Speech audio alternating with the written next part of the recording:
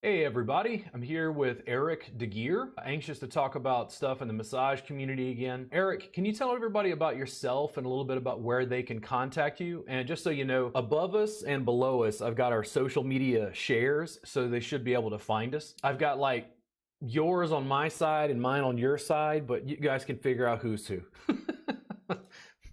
Okay. Hey, Robert. Thanks for having me on. I've been on your show before and it's been fantastic. So I'm Eric Deegear, for everyone that's watching or listening. I am the owner of the Massage Success Club and Deegear Coaching. I'm a massage therapist. I've been working for 11 years as a therapist, 8 years on my own. 3 years before that was a variety of hotels and chiropractors and sports massage places. But the main thing I'm working on right now is Massage Success Club, which is what I wanted to hop on and talk about today.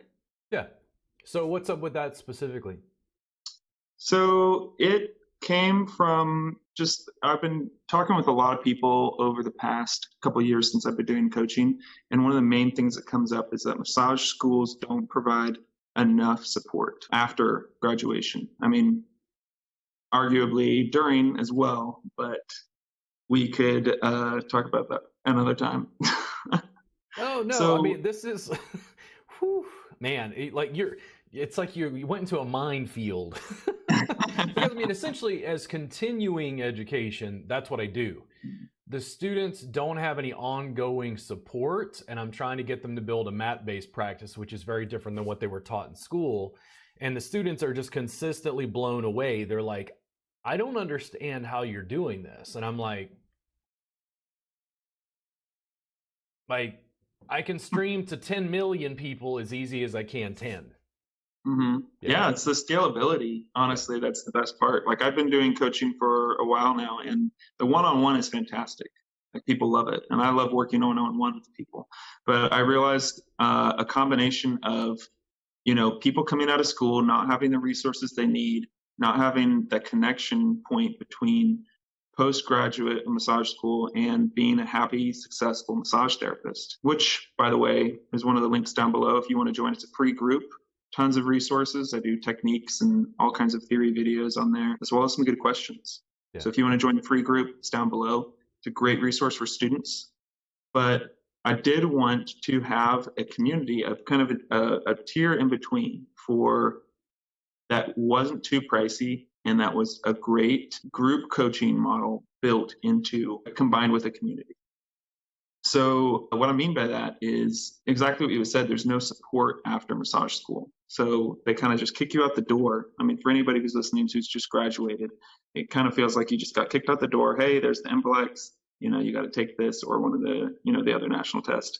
You got to take your test and then you're good to go. Like go find a job and or work for yourself. And there's not really a lot of support out there or a clear path from that, know nothing position of postgraduate, just enough not to hurt someone.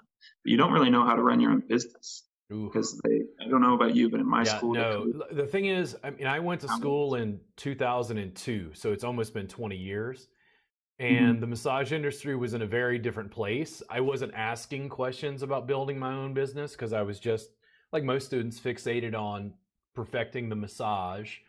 And then I figured I'd go get a job somewhere. That was, later down the road. But yeah, schools also, it's interesting because I get attacked by a lot of school owners who don't like what I'm doing, while at the same time, I'm trying to fill in the gaps that they frankly cannot. Like, they're too focused on helping the person, pass the NCLEX and just get the basics. 500-hour curriculum, I don't know what it is in your state, but in Texas, it's 500 hours. A 500-hour basics curriculum isn't enough time for them to teach much. No, I completely agree. In fact, I'm from Texas originally, so I first got that 500 hours down in San Antonio. They had me do some extra hours to extra intern, which I'm glad that I did. It got the good practice in for working on, real life people. But again, massage school is not massage business school. It's massage school. It's teaching you how to massage. So what I'm doing at the Massage Success Club is helping people grow their massage skills, take that and connect it to like the money tree, basically, connect it to making their business successful, not only financially, but on a couple different levels. In fact, that's what I based the Massage Success Club training on the book. I think last time I talked about it, the book I was writing in Mexico. I ended up writing the first draft of it. It's called The Five Mountains. So in it, I focus on the five mountains, which are physical, mental, financial, relational, and spiritual. And those are kind of like different lenses which you can see life in. And I found it was really helpful for starting this group coaching to have a basis, to have some sort of model for the coaching. Because I think that too many coaches focus on their therapist building up the business, becoming successful, like, which success means a full book. They don't say, hey, take care of yourself. That's, I think, half of the entire business for a massage therapist is themselves and taking care of themselves as well as the client. So, and what about, retirement plan? Uh-oh. Retirement plan for that. Uh-oh. Like, no one talks about that. Everyone talks about getting busy and getting booked up. No one's going to talk to the student about, hey, you just graduated. By the way, have you thought about what you're going to do when your wrists are hurting and your body's aching and your body's falling apart and you're not able to massage anymore? But no, it's just like, get busy, work. A lot of what I teach is geared towards therapists who want to work for themselves. And I've realized this more and more. The students absolutely, in its full expression, cannot practice what I do at any massage facility in America. It would not be allowed. So if they really want to do it, they have to work for themselves. Now, I'll start them on a table. You can use some. But it gets to a point where you got to jump off. Like, you got to work for yourself. So why is that? What is that? Mat-based, clothes on. I'm consistently told it's not massage. And I'm like, it helps people with chronic pain, and they're paying me $240 a session. Like, you guys figure out what you do. Do you want to help people, or do you want to do massage? You're too caught in this little myopic box. Mm-hmm. Yeah. But from that point, you had to teach them business as well. You had to teach them how to sell a new service. How do you market it? How do you package it? They're like, this is so weird. This isn't like what I was taught in school. And I'm like, this doesn't exist. It's a statistical anomaly. Yeah.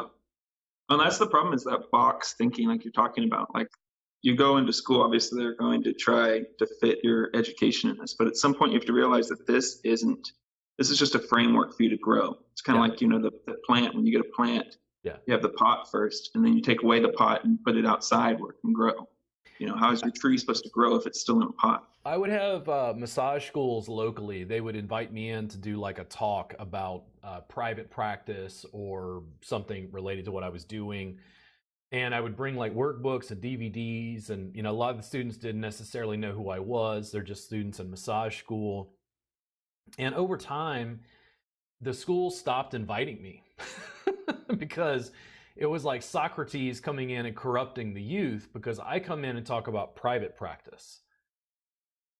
And they're like, well, but I can just go get a job over here. And I'm like, have you read massage forums and how happy massage therapists are working for facilities? Like, you can do it yourself, but you got to do the work part. And that was where my messaging is so contrary to the mainstream massage community. It makes me a bit of a pariah. I think the business acumen it makes sense. And in fact, I find when I talk to entrepreneurs in other industries, I feel way less at odds. But in the massage community specifically, everybody's like, we don't like that guy. And I'm like, Elon Musk is trying to put people on Mars and you're angry. Bezos delivered my toothpaste in 24 hours and you're angry. Like, these people are doing things. Yeah. Well, there's always going to be haters out there for movement or for change or anything. People, Yeah. It's often fear. They're like, what you're doing is destroying my worldview, or it's, destroying my practice in some way. And it's like, no, I'm not. I'm just, improving it, if you look at it that way. Massage schools. Evolve or die. And it don't look pretty, guys. It don't look pretty. So, like, you mentioned something about massage schools, and I'm not sure if it was related to their business specifically or how it interrelates with like your business, but what was the deal with that? I feel it's a gap. I feel that there is a huge gap of what massage schools can provide and can't provide, and I'm looking to fill that gap. My whole purpose for the Massage Success Club is to not only have students come in, like fresh students who know absolutely nothing, who are wanting to learn, but have also veterans, like it be a platform for people who know a lot, who have the experience and who want to give back to come and join. So it kind of fulfills both elements. I'm Yeah. even contemplating doing some type of mentorship program combined with it, because I think that's really where, if we take it back to it, that's what really works well. That's what I've been trying to do with my business. We talked about employees a little bit before we started recording. I don't even call them employees, they're my apprentices. I kind of think back to, like, you know, any blacksmiths or artists like Leonardo da Vinci. He had apprentices that he trained up to become great artists, and at some point pushed them out onto their own. Like, I'm not keeping my people here and saying, like, no, you must work for me forever. No, it's like, I want you to grow out. I want you to become, but there's kind of an incubation period where you learn the skills, you absorb the knowledge, the jargon of a real therapist, and then you can come out and bloom. And, you know, I'll push them out the door and be like, okay, now it's time for you to go out on your own. And I think that there is an element with the club for that, for the people to start as brand new therapists or students, and when they graduate and they become successful, for them to come back and give back. And I'd love to see, you know, a combination of new people coming in seeking knowledge and veterans coming in who have a lot of knowledge but nowhere to share it. Like, people want to share their experience, they want to share their knowledge, and there's young people hungry to hear it. So it's kind of that balance between that I'm looking for this club. Yeah, the schools, in my experience, one of the ways that they've completely failed is digital distribution of information and like digital supplementation of curriculum, video. Like, I ate it. And I mean, again, we're doing this podcast and I'm like, oh, my video ain't as good as I want. I got to figure out clicking buttons and software, and I'm still working on it. It's not perfect. But if I go to a local school and say, hey, why don't you have a podcast? They're like,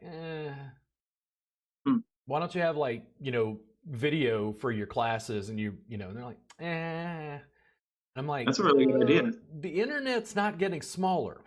Yeah. Yeah. No, that's a really good idea. Have some sort of stream or have some sort of recording of sessions or of information. There's so much boring information that could be presented in a more interactive format online, and skip out that part. I mean, you could come in for in-person sessions, not knocking the in-person stuff, but I see your point. That's a good idea. Coming in with video. I mean, but it's, don't get me wrong, I can sit down and talk to a school owner. They get very angry very fast. And I mean, I've got students, I've got subscribers, and here's the challenge I have right now. I go, guys, listen, we have completely destroyed education. I can stream to you live 5 days a week, 2 hours a day, 52 weeks a year. And in 1 year, that'd be 520 hours of new footage. Let's go. And they're like, wait, what? And I'm like, I can stream to you 2 hours a day, 5 days a week, and teach live. You can text me questions and I'll answer and flip camera angles live. And they're like, wait, what? Don't get it. Well, no, I just have to, they'll get it. I just have to do it. Like, I'm trying to explain CE party, hashtag CE party. And they're like, I don't understand. I'm like, okay, Eric, you purchase a CE class. Now, get 5 of your colleagues in your living room, put it up on the big screen TV, and y'all work with me live. And they go, wait, but they don't have to pay? And I'm like, no, you pay if you want CE credit. And they're like, wait, but I don't. And I'm like, yes, the internet is eating industries.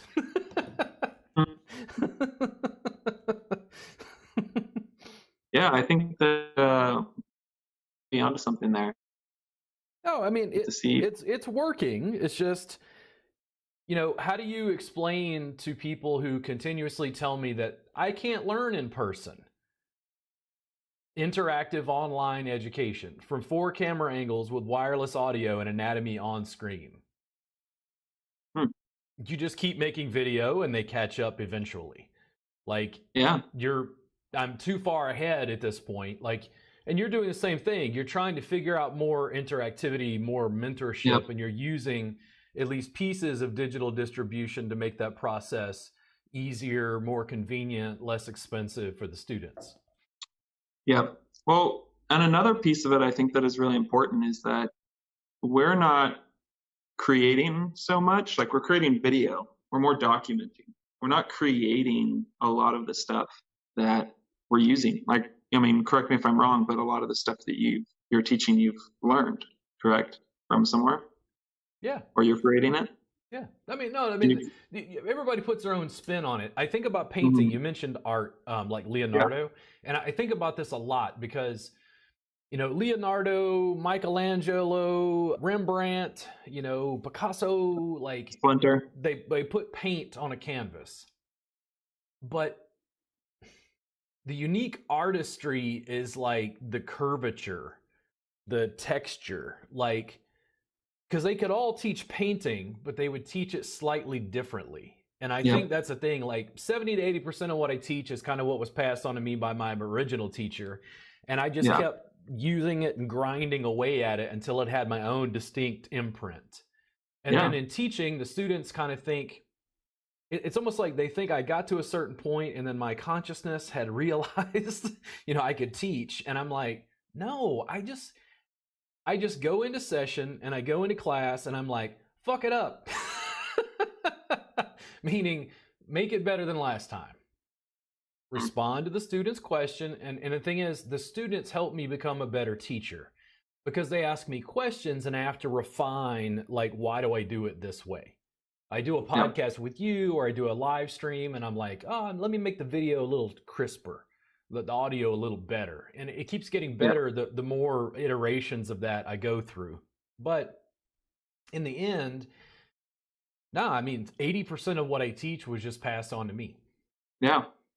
Well, I think that that's important, though. If you think about it, a lot of what we do is curation, not creation, is what I was saying before. Like, you have taken, if you think about all the expanse, like you mentioned, like there's this vast array of knowledge out there. You've taken it and you've curated it down to a specific program that you find works well together. And you pass that forward on. I mean, you're creating some, but a lot of what I'm doing also is taking bits for the club, like taking bits from here, and creating this cohesive community, this cohesive program out of those. And I think that's so valuable now. If you think about it, how much information there is available online. I mean, we could look up anything. We can pick up our phone and look up any bit of information that humanity knows. I mean, except for some classified files. But why don't people? Like, what's the gap between that? It's because they want almost an authority figure. Like, they respect either me in the club or you with your videos and with your classes. They respect you and want to hear what you have chosen out of your experience, and they trust that and that method that you're conveying it. That's the way I see it. I mean, a lot of the students that study with me, they comment regularly online. They're studying with other educators. And I don't fight that. I don't try to discourage them from studying with other educators because I think they are going to get different things from different people. They're going to, you know, like if they're going to study with you, Eric, I don't know, like notions of competition. This is something interesting. I'm like, competition? I'm like, dude, listen. Less than 1% of the marketplace is mat-based, and I teach less than 1% of that 1%, and I'm doing okay. Like, if the market 10x'd, I'd be like, oh, okay, well, I guess I need to buy that house in Hawaii. Like, it's not a competition. There's a global, you know, marketplace I'm dealing with. Oh, I am totally on board. I think that the idea of competition would be like saying that you're competing for, you know, works of art. Like you mentioned the artists before. Like, I'm not going to be upset if I'm Leonardo da Vinci and someone likes Michelangelo as well. Like, that's entirely different. It's sculpting for the most part, at least. It's just, you know, you can appreciate both different forms and you can learn different things. It's just nice to have kind of that consistent. I can know if I go to, you know, Robert Gardner's, find great information on mat-based Thai massage. You know, if I'm really interested, if I'm a student and wanting to learn how to run my own business, I know I can go to Eric's, you know, groups, any of them, and learn how to how to become a happy, successful therapist. It's just having those trusted sources to reach out to or to tap into is really helpful now. The untrusted force is the digital distribution. In my experience teaching online, the students are still like a little skeptical. And I think of all the factors that could be in building trust, that's a very small one. And what it really banks on is like, okay, how about your first month is free? You can see every class I've recorded for 3.5 years and private training for $7 a month. It's available 24 hours a day, 365 days a year globally. If you're in the Democratic Republic of the Congo and you don't have internet access, well, those billions of people will probably come online within the next 10 years. Well, even with the Starlink. Yeah. In the Elon Musk Starlink thing. Yeah. This ain't going away. So the thing is, I mean, I got mocked by some school owners, and basically they said, Robert, listen, we're going to start a subscription service and we're going to charge $6 a month so we can have a race to the bottom. And I went, oh my God, they have no idea what's going on. They've seen Blockbuster go to Netflix. They've seen Walmart start to lose to Amazon. And now they're like, well, we own a school. And I'm like, I have a school on the internet.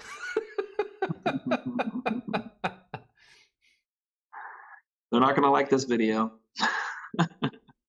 Well, I mean, I encourage students to make video to promote their practice because the work is close-on and mat-based. And the students have some initial concerns about that. They're not going to look nice enough. They're going to have frizzled hair and they didn't shave. And, people are going to look at them and make judgments. And I'm like, they already hate you. Just put out video and find the people who like it and make sure that the people who like it are so loud and so noisy, you can't hear the guy booing in the back. Yeah, I think that appearing on video is almost a must now for a lot of stuff. Like, and that's why actually one of the prerequisites, this is prerequisite, well, not prerequisite, it's a requirement for being in the club, you have yourself on video. Yeah. You have to come into the video, because I think that part of that is just breaking that mold, breaking that wall down, and kind of having that social sacrifice of like, okay, I'm accepting if I'm going to be rejected or not. Getting over yourself and your thought about what other people are thinking. Yeah. And putting yourself out there. It's a small community in the club. So, but it is a requirement. I think that's great. How many people are in right now? Yeah. We are at 20 members right now. Oh yeah, no, very small, very tight knit. Yeah. Yep. I mean, we only started 3 months ago, or 2 months ago. Yeah.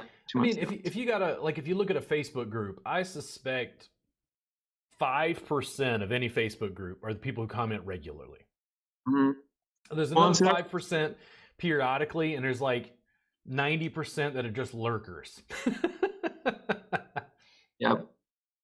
Yeah, which I think it's valuable to have that. That's why I have that balance of the free group, the happy, successful massage therapist, and then the club, is because these are the people who are serious about moving their business forward. I mean, you have a bunch of people who are like, yeah, I want to get my business up and going, or I want to do massage, but then there's no impetus, there's no push for change, because they haven't connected with their dream of what they're doing to their actions. That's a big part, I think, of it. And there's no accountability.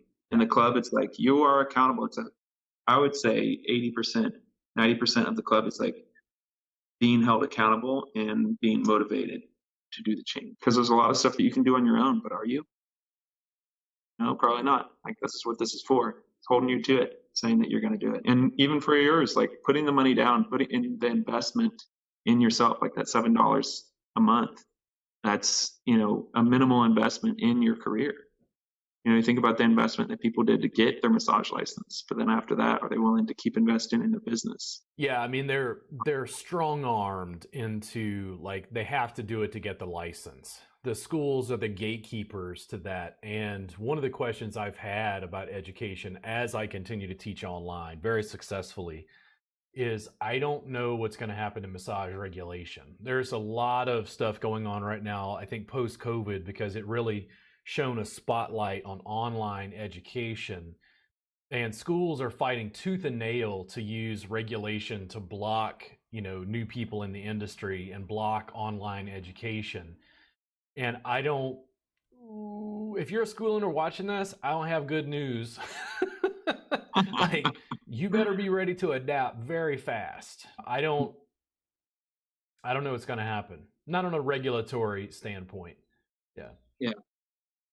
And it'll be interesting because I think a lot of, at least like some schools here, are looking at doing online just to cut costs. Like, they're not doing it as like, let's do this as a benefit for our students, so they can, learn easier or pass the savings on or something. I think that a lot of them are like, oh, this is a good way to cut costs. We can hire a couple of teachers and have this, regulated or automated or something. Yeah. So I look at it and it's like, I've been trying to explain our CE parties, these interactive live streams, 4 camera angles, wireless filtered audio, anatomy on screen, got some hotkeys, and I'm just flipping camera angles live. And they're like, but I don't learn online. And I'm like, are you sure? Like, I don't think anybody's teaching online this way. This is not, and I go, okay, but I prefer in person. And I go, it's not really online and it's not really in person. What about a hybrid class? And they're like, what? Yeah, what about VR? Have you started looking at that? No. I'm still working on, Zoom. Like, I'll get there as rapidly as I can, but it's like the technology is not slowing down. Mm-hmm. I mean, just doing what I'm doing, I have to sit back sometimes and think about it. Like, I played Atari as a kid. Mm-hmm. Like, I grew up on Missile Command. And now I'm like on my computer, 32-inch monitor, DSLR camera, ring light, like filtered audio through a wireless microphone, running it all into this computer. Like, I can communicate with nearly anybody globally via podcast. It's a brave new world. Like, it's not going away. It's expanding rapidly. I had my friend Josh Terry over last night. Josh has like 700,000 or 800,000 followers on TikTok. And we had a really at length conversation about Bitcoin and cryptocurrency. Cool. And it's like, these are the guys I hang out with in my free time. And then I'm working with therapists and they're like, oh, I have to like have somebody to work on. And I'm like, yes, you must practice. Michelangelo didn't become Michelangelo just because some teacher showed him how to paint. Like, he took the paint and did it and did it and did it and refined it. Yeah. Yeah, it really is about that overall mastery, just taking the basics and getting really, really good at them and moving forward with that. So I think you're on your path to mastery for technology. Who knows where you'll be in 10 years. You'll have the Neuralink. I didn't start here. You'll have the Neuralink in. You'll be like live streaming, just walking down the road. I get a lot of flack, and I feel like I'm hated generally by the massage community, and I feel like their mind is just too small. They're too boxed in these provincial ways of thinking that, frankly, the school owners, it feels like they're gatekeeping a gate that disappeared years ago. That they're still acting like, no, you need a license. And I'm like, Stretch Lab doesn't need a license. Stretch Zone doesn't need a license. Rossiter doesn't need a license. Yoga therapy doesn't need a license. But all of a sudden you tell me that the work I do that you tell me isn't massage needs a license. Now, does that make sense? Seems like it's more about, the gatekeeping and the regulation, like you said. Well, it all happens, and this is America. It all happens under the illusion of security. How do we protect the public?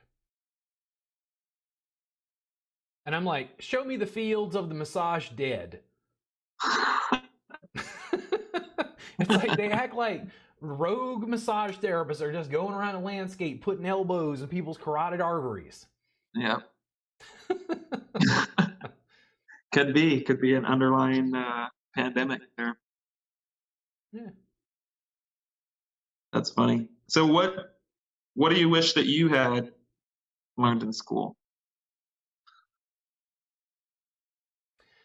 The funny thing is, I think when I went to the Baltimore School of Massage in York, Pennsylvania, they're now defunct. I think they're completely gone now. It was a Steiner school. I was in such a different mental space. I was just learning, the massage. I often wonder what would have happened if someone like me had come in and did like a demo of Thai massage, like mat based. I think I would have been like, this is it. Like, why am I even at the school? But also looking back, they just didn't have the time. Even, I think it was like 638 hours I went through. They just didn't have the time to be able to provide the information. And it's like, if you're dealing with someone who's going to work at a massage envy and dealing with somebody who wants to be in private practice, like, I have to sit down and teach massage therapists about, Instagram hashtags, search engine optimization for YouTube videos, tagging those videos.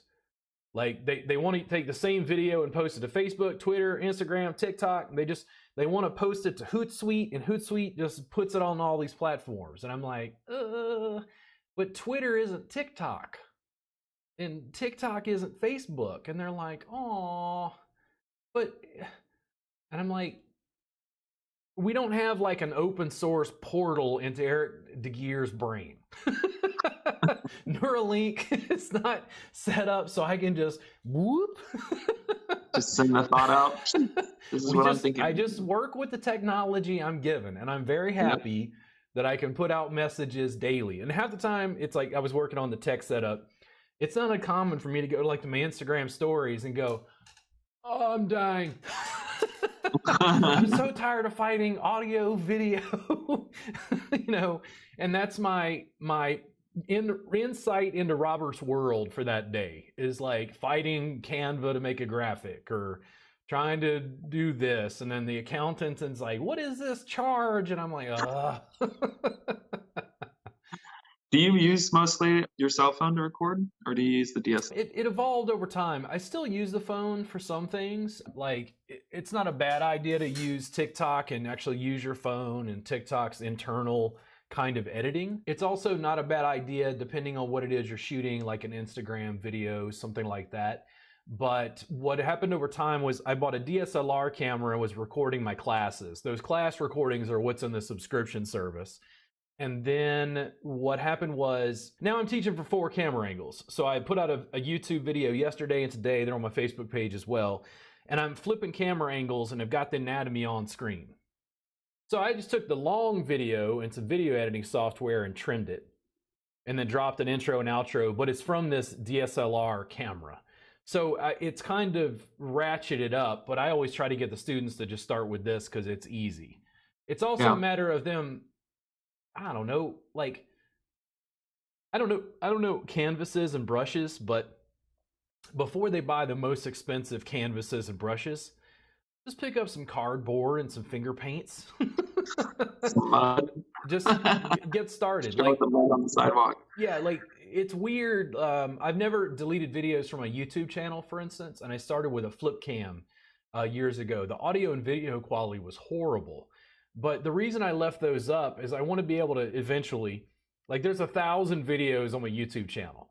I want to take like 2-second clips from every video and just string them all together so people can see, like, it's, wow, it actually improved. I bought a Sony a7 II. That's what I'm using right now.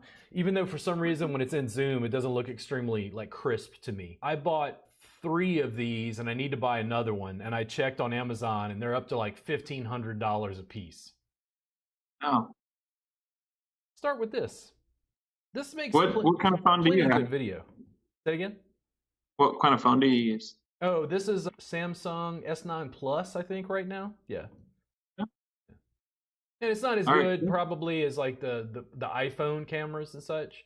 But it's like, it's good enough for what I do. And then again, because I'm using this DSLR, like, I'll edit video from this and upload it. I've been playing because I take the Sony a7 II, the DSLR camera, and I actually put it in portrait mode and shoot like a TikTok. But because I'm using software, I can put like graphics on the screen and anatomy. Like I show people trapezius, and like trapezius pops up on the screen, and people just accept it when it's just given to them. But it really clarifies what I'm putting out because they can see it. Yeah. Yeah. Cool. Super cool. Here's a interesting question for you, because you're talking about getting into all the, the digital technology and the cloud and virtual. What is something that you've stuck to as far as in person? Like, what is something that you think is still invaluable, like in the real world, if you will? Practice. Practice? The students, like, no matter how many videos I give them, they got to do the work. Mm-hmm. And they got to do it again. And it's interesting to teach online because the students, they start to understand like 75% of the time the sequence I taught works. And then they get a client where they're not mobile enough, or they have some specific injury. And then they write me and ask questions, and I try to get enough information to give them feedback and then help them over time think for themselves. Mm-hmm. But there is nothing that will replace practice. It doesn't matter how many videos I put out. Like, in other words, Robert has 10,000 hours of, so? It's like, if you don't do it, it doesn't, continue and evolve. And the thing is, like, think about core curriculum is 500 hours. Of the 500-hour curriculum, how many hours of actually hands-on body work and problem solving do massage therapists get? 200? Good question. I mean, and I don't know, because I don't know how it's structured. Yeah. Yeah, it is interesting. How do schools actually come up with the hours required in each section? Is that something that's just regulated by the state and decided? Yeah, each state has different laws and rules. I mean, 500 is a general kind of guideline, but there's not reciprocity between states. So some of them have slightly different rules. And when a therapist, even is licensed, tries to go from New York to Tennessee or vice versa, like sometimes they have to make up hours and things. Yeah. So I'm not exactly sure how that comes about, though I have, theories. Now, what are your feelings on like a federal license? Something that's across the board. Here's how I feel about licenses generally. What about no license? What about no rules, no laws, no regulations? What about anybody who wants to do massage and somebody who's willing to pay, you can just do it and there's no worries. And they can get insurance if they want. And they go, oh, but he's an anarchist. And I'm like, yeah. Like, in other words, for me, I do get to a point where like the rally cry is, one, we're going to shut down human trafficking. That's why we have massage regulation. And then two, we have to protect the public. Yeah. And one, I don't think the public is all that unsafe. And two, human trafficking is already illegal, so why don't you enforce the laws on the books? What does massage as an industry have to do with that? I don't see them talking to yoga teachers about human trafficking. I don't see them talking to Stretch Lab about human trafficking. I don't see them talking to chiropractors or personal trainers about human trafficking. What does massage have to do with human trafficking? Well, that's what I was curious about, because with the Texas license, they require the fingerprinting now, don't they? Yep. So what is up with that? Does that even stop? Is their purpose is, of course, to stop prostitution and all that and human trafficking, but does it really even, like, it's just kind of squeezing the people who are already... I don't know numbers on prostitution, but I do know that cocaine is illegal in the United States. Does anybody listening to this not know where to go get cocaine if they wanted it?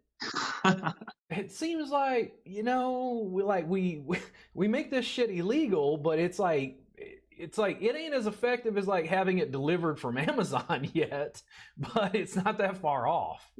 Like, the distribution network for illicit drugs is amazingly effective. Mm-hmm. Yeah. So it's like, I don't want people listening to this think, how do I put this? I have a license. I follow the rules and regulations in the state. When I go to another state, I follow those rules and regulations and on, but it just becomes another barrier of entry. It means that I have to use the internet to teach more effectively and more quickly. because states are actually blocking me to come in and do my business, essentially. So it's like this weird thing where I really feel like it's not just our industry, by the way. There are a lot of industries where this is going on, and information distribution across the internet is eating industries. Yeah. Yeah, that seems to be a central theme for this conversation. Just that the power of the internet. Well, I mean, people, they constantly, I hate Jeff Bezos. I hate it. And I go, but I got toothpaste in 24 hours. And I had to go nowhere.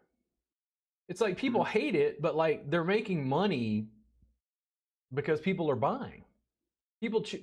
People vote with their dollars. Yeah. Yeah. Yeah. And if you don't like what you're voting for, stop voting for it.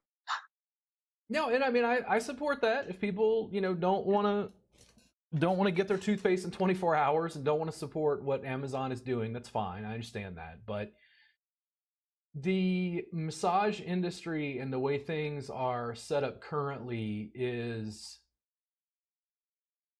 well, let's put it this way. I spend time working on what I'm working on. I know that more clearly. But when I look at massage establishments and massage schools, I have no earthly idea what the next 10 years looks like.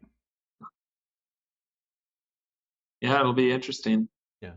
So, well, this is a good point. Like when I talked about massage facilities, brick and mortar, and massage schools, brick and mortar, this has been a major confusion point for a lot of people when they look at my business, even people I've hired, is they don't understand that I'm building a digital business in a brick and mortar industry. Students in class would go, well, why don't you just give me a job? And I go, okay, give me 60%. And they're like, aw. And I'm like, because I have to manage you. I have to get you to put down the bong. I have to get you to the session on time.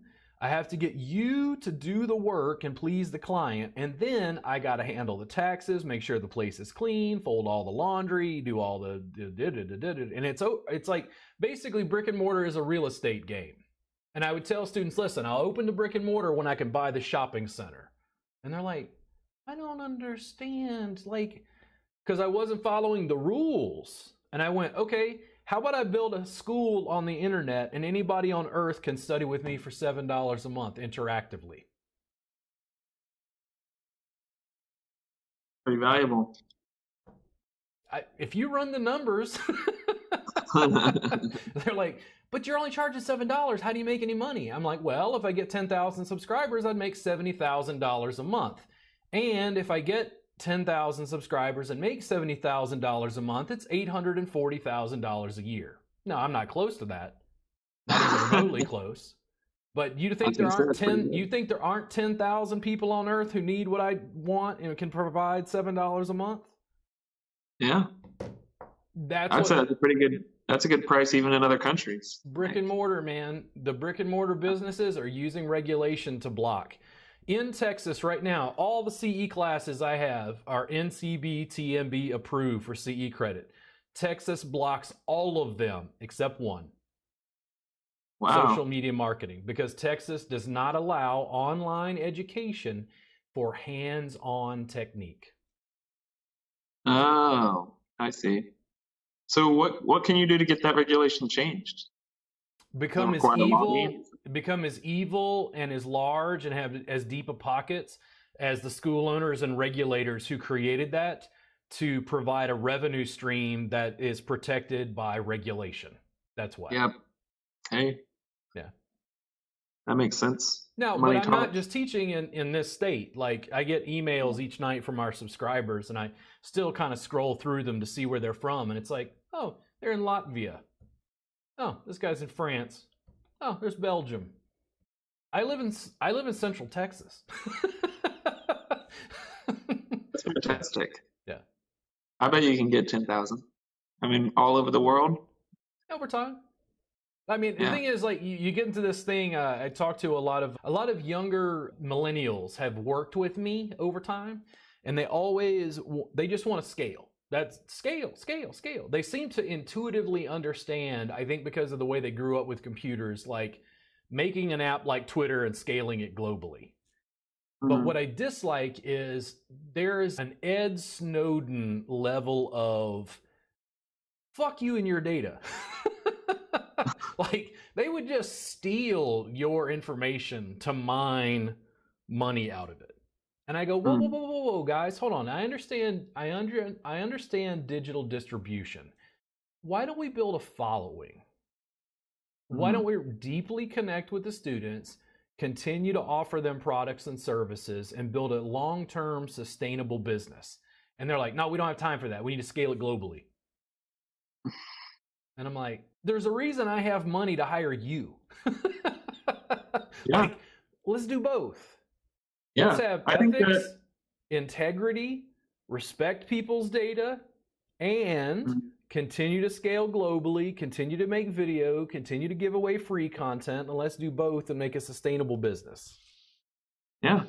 I think when it comes down to what is life about, I think it's about building those relationships. It's exactly what you're talking about.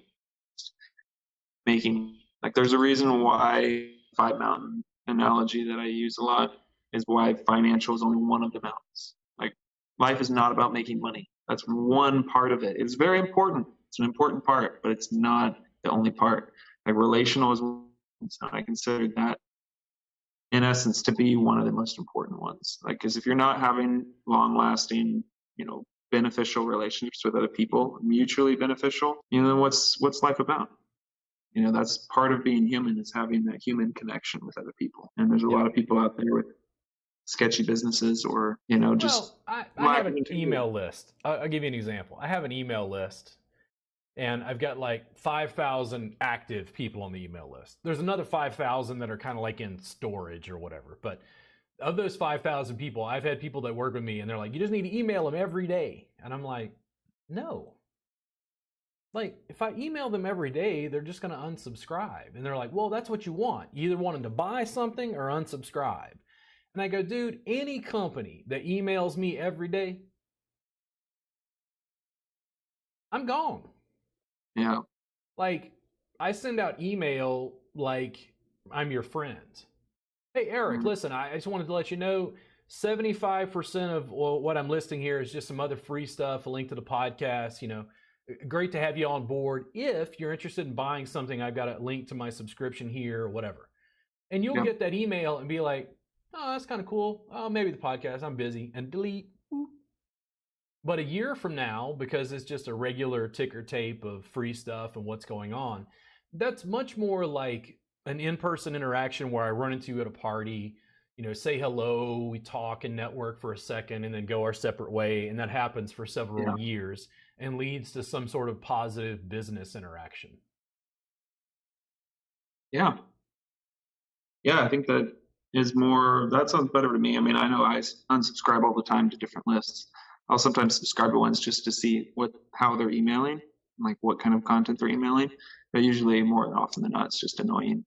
Yeah, I had somebody, I don't know, we were going to have a class, I think in Mexico. We did this test during COVID. And this guy wrote me, and he's like, you colonizer, da, da, da, da, da, da. And I went, delete? like, I don't want you on my email list. I don't, it's like getting hate mail, Yeah. It's like, I just go, who? Delete, move on with life. What I don't do is I don't just bomb people, and I also respect the fact that people gave me an email address. Email is slowly dying. Students are asking for text messaging, and I'm trying to set up group text messaging, which costs money again. And the thing is, if I had subscribers and they wanted a text message, I'd send them a text message once a month.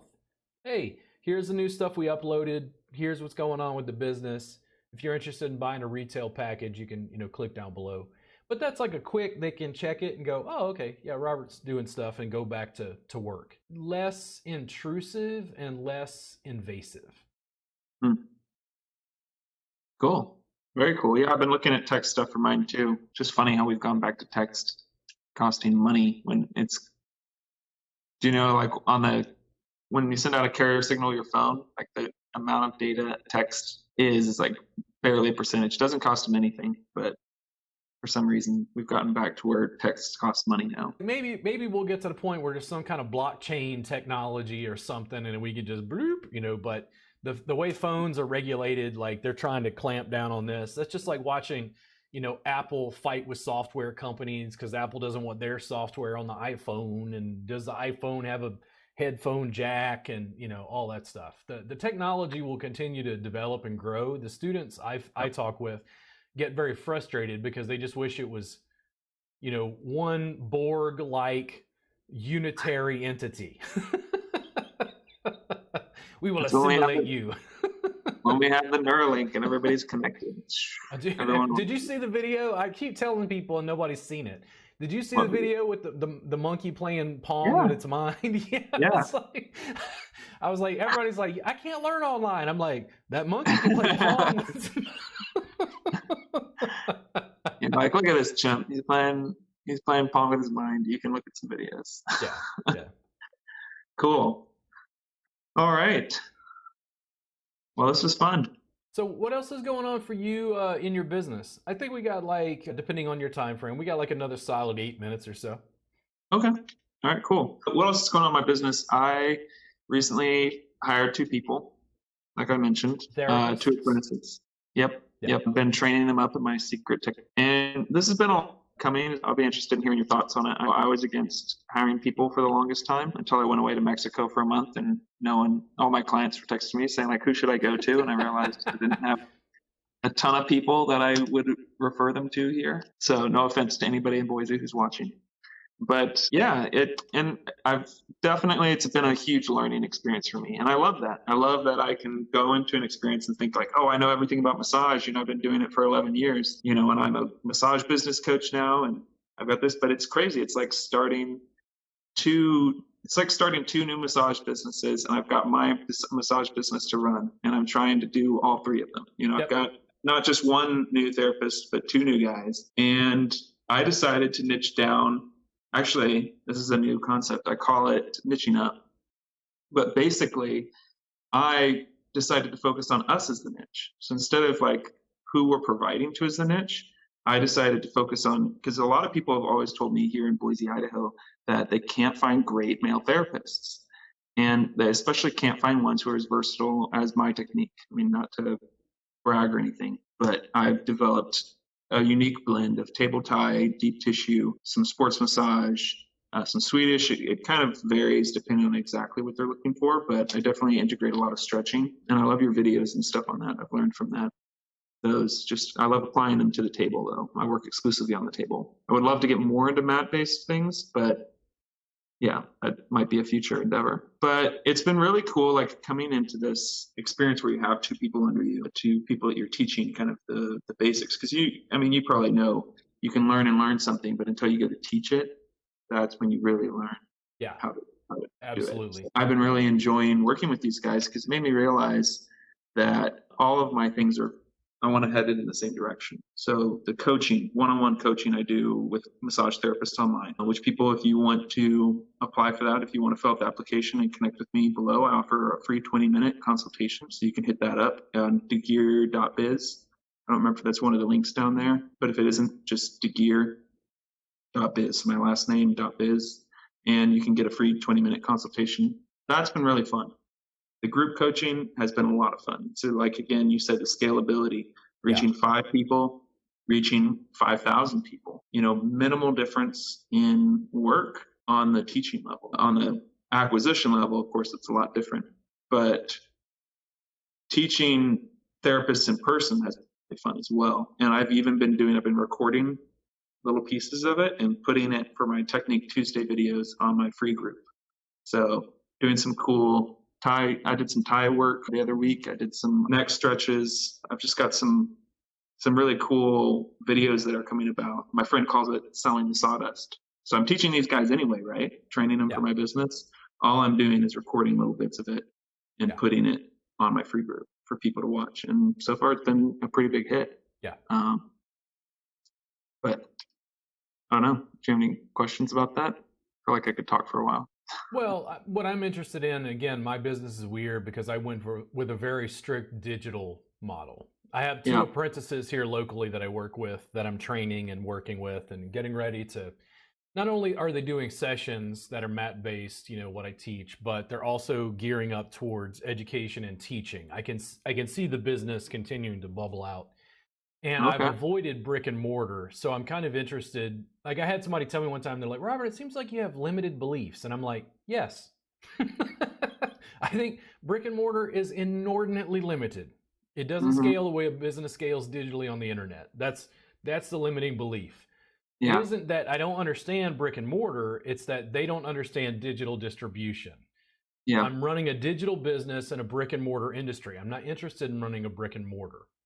Yeah. But massage itself is a very brick and mortar industry.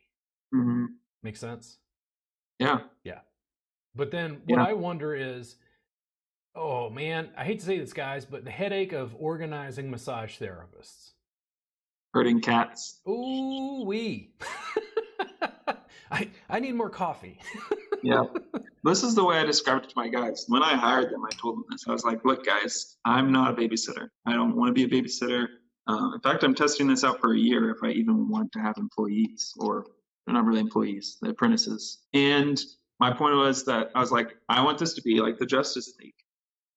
I'll be in charge of it, but you're your own superhero. Like, I don't want it to be, it's not a team of, I don't know, it's not a basketball team where we all have to work in together and we're all like on the court together working. It's like, I'm the coach and you're the wrestler, you're the MMA fighter. Like, I'm giving you tips from the sidelines, but you're going in and doing the work. Like, you right now are Robin, I'm Batman, in the Batman Robin situation. But eventually you're going to grow up to be your own superhero and you're going to go fight your own battles. Like, I'm not going to be fighting your battles for you. And I like that analogy because I don't want to be their babysitter. I don't want to have to, get them to come into work. I don't want to have to, deal with all of the headache that management is. I want people who are independent, and I'm willing to pass on people until I find people who have that character. Yeah. So that's the optimal business for me. Well, again, I know there's a lot of people when the students who have it. would ask me about, why don't you open a place? And I'm like, why do you want me to open a place? And they're like, well, I want you to give me a job. And I'm like, okay, give me 60%. And they're like, oh. And I'm like, listen, I'm creating the opportunity for you to direct to your consumer and keep 100%. Yep. And they're like, oh, but I'd have to build a business. And I go, yes. Yep. There is no way around this. You either work for somebody else or you work for yourself. Yeah. Yeah, I think that's cool. Yeah. I think that there's a lot of resources though now for working for yourself. Like, just like with the Success Club, that's why I ended up creating it, is a community, which I think is hugely important for being a massage therapist. If you're not tapped into a community, either local or online, you need to switch something up, because that's where the real beauty comes in. There's so much knowledge being created. Like, if you think that if your tiny bit of experience, like that you know everything or you're going to be able to discover everything, like, you got to think again. The beauty of humanity. Here's messing up the entire model for massage in the United States. I come in and push over the table and put down a mat. Yep. Done. And they're like, but I don't understand. And I'm like, clothes on. You can film and photo document everything. Give me 10 years. Good. I like it. It always comes back to that. And I don't have to get everybody. Like, I don't even fight the table, for instance. Like, a lot of people think I'm very, like, anti-table. And I'm like, no, I'm against your cultural hegemony. I'm against your culturally sanctioned box where nothing else is allowed. Mm-hmm. It's like there's plenty of room for mat-based work, aquatic therapies, aerial yoga-ish body work. Like, there's plenty of room, but, like, they just, like, hamburger, fry, and a drink. Hamburger, fry, and a drink. And for years, McDonald's was at the helm. Now you got Whataburger, In-N-Out, Fuddruckers, Wendy's, like Freddy's Frozen Custard, like brands. Yep. Brands. Avocado burgers. Brands. And I try to have these conversations, but the thing is, the industry will continue to differentiate I think it will continue to grow, expand, niche down. And when it comes to education stuff, one of the things I would commend you on is, sure, build the brick and mortar, have employees, but you at least have a digital component to your business. When I see massage educators and the massage schools that don't have digital components to their businesses, I don't think that bodes well. Yeah. It's 2021. The dead end. It's 2021.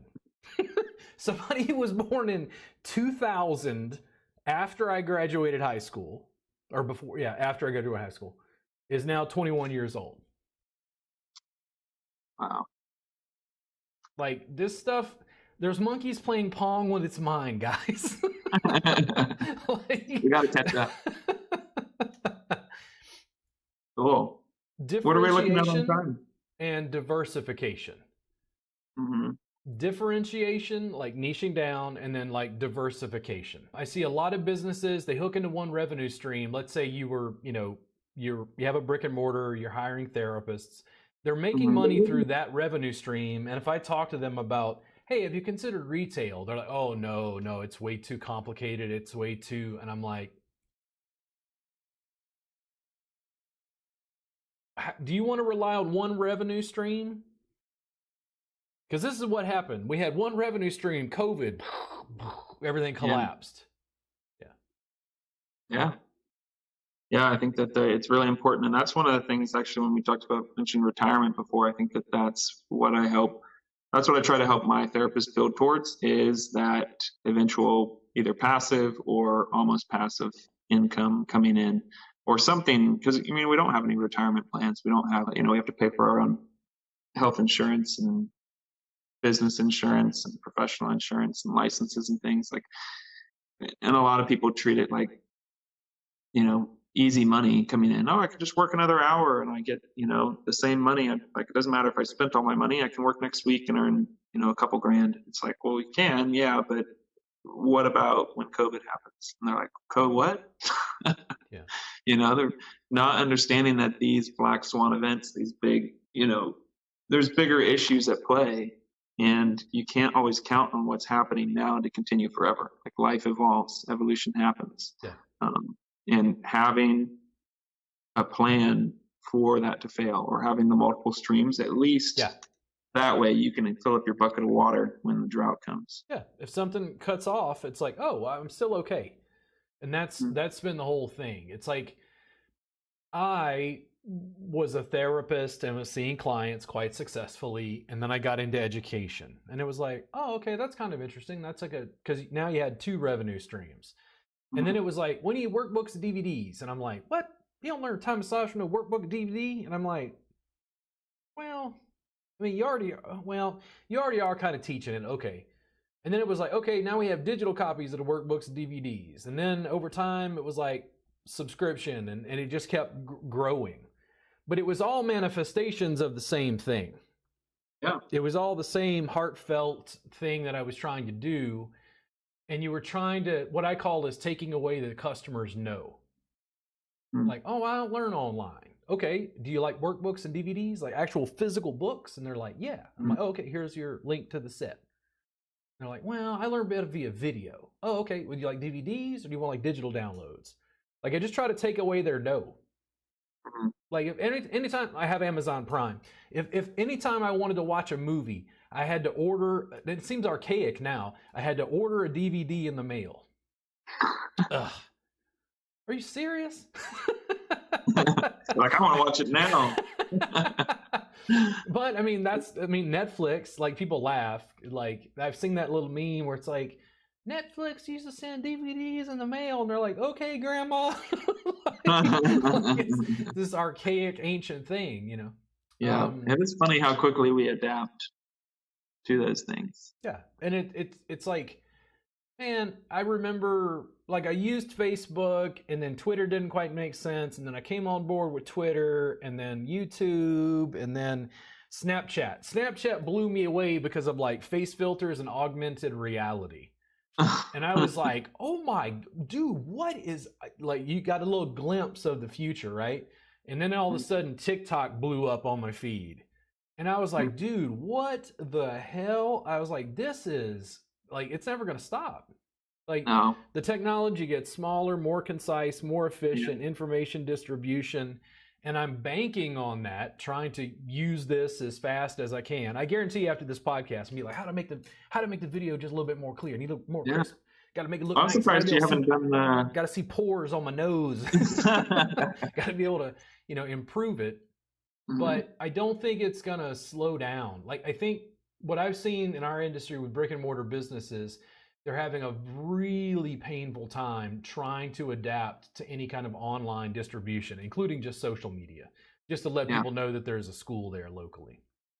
I'm surprised you don't have a green screen in the back. Not yet. It's coming. Crazy. It's coming. I want like octopus tentacles, like undulating. All right. I've already thought about it, like something in space, like some vortex swirling around or whatever. Yeah, like we'll get there. I haven't done the green screen yet. What was that? Yeah, you could have Mars in the background. Little satellite going past. Yeah, I mean, one of the ways that I deal with business is people can think of it as like extremely overwhelming. So like taxes, very overwhelming, right? But like if you take a big thing that's got 100 steps and you just break it into like 2-step chunks. Yep. And you do 2. And every day you do 2. Yep. Very quickly in 3 months oh wow, I got that done. Yeah. No, that's why I like using the analogy of the mountains for my coaching. It's like you see the giant mountain and you're like, oh, I can never climb that. When will I ever get to the top? It's like, just take a step forward. Yeah. Now take another step. Now take another step. Now take another step. Pretty soon you're up on the first hill and you look back and you're like, holy shit. Like I used to be down there. Or you get to the top of the mountain, you realize that wasn't the top. There's a whole other peak that you want to climb. So let me ask you about that. A whole nother peak. What do you think happens to your business in like 10 years? Where is it going? I think, well, looking back 10 years ago, I mean, I was 1 year into massage. I wasn't even thinking about doing my own business, and my life perspective was different. I think it's your life perspective and your priorities shift, and you realize, I mean, I can see it. I don't even know what the change is going to be for myself, but 10 years from now with the coaching business is going to be a crazy change. I mean, even you asked me 2 years ago what I would be doing right now. First of all, I wouldn't have thought that I would have hired anybody. Second of all, I didn't think I would be coaching quite so soon, but 10 years that's a lot. I think that you'll see massive changes depending on technology. I'll see a lot of changes as far as like what I'm doing. I want to be entirely mobile. Like I want to be living abroad, honestly, for most of my 30s. So I'll probably be living outside the US. Next year, I'm thinking about going to a combination of Japan, Korea, Thailand, and Vietnam, just for a whole year. I want to learn Thai massage in Thailand. But as far as what I'm going to be doing in the rest of the world and the rest of the countries, I don't know. It's a big adventure. I'll leave room for adventure. Yeah. So I like to call it. There was I'll be working. Conversation I had with some millennials that were working with me doing AV stuff. I was going to a class years ago, and it had been like 48 hours since word got out that Tony Bourdain had killed himself. And we were in the car on the way to the class, and the guys were like, well, what's the goal? And I'm like, what do you mean? They're like, well, the long-term goal. I'm like, Tony Bourdain minus the suicide. I'm going to be able to travel to any country, eat their food, get their body work, and live stream and teach from anywhere on Earth. And they're like, what? And I'm like, I'm going to have a travel log documentary on YouTube where I go to Korea, try to figure out how to speak Korean. I'm filming myself, working on Koreans, having them work on me, running a Thai massage jam from Korea and teaching a global audience. And they're like, wait, what? Yeah, things are going to become more global. You'll have to subscribe to Starlink so you can get internet everywhere in the world. Oh, yeah. I don't know how they're going to structure that. Do you know, are they just going to give it away for free? I haven't done a lot of research on it. Oh, it's like $99. They've already started. Yeah. $99 like a month or total? $99 a month. Yeah. Interesting. Yeah. Yeah. I don't think you have to pay for the package right now if you get it. Anyway, Yeah. we do have to wrap up. We should talk more about travel massage another time. That would be really fun. It's like we're on opposite sides of the screen, but basically you can follow Eric, above or below. You can see his social media stuff and also me. Any parting words? Just be good to each other and think about where you're headed in 10 years and where you want to be. Yeah. And consider that Robert and I can help guide you there. Cool. So Eric, give me just 1 second. I'm going to go ahead and close down the recording, and we'll chat just 1 second before I let you go. Okay. Are we still recording? Yeah, for now. Thank you guys so much for tuning in. I really appreciate it. You can find more on the podcast, Anchor FM, RG Wellness. Feel free to listen to us on YouTube or wherever. I typically take these and cut like little snippets that I'll put out on social media, on Facebook and Instagram as well. But I really appreciate you as an audience, and I look forward to more podcasts in the future.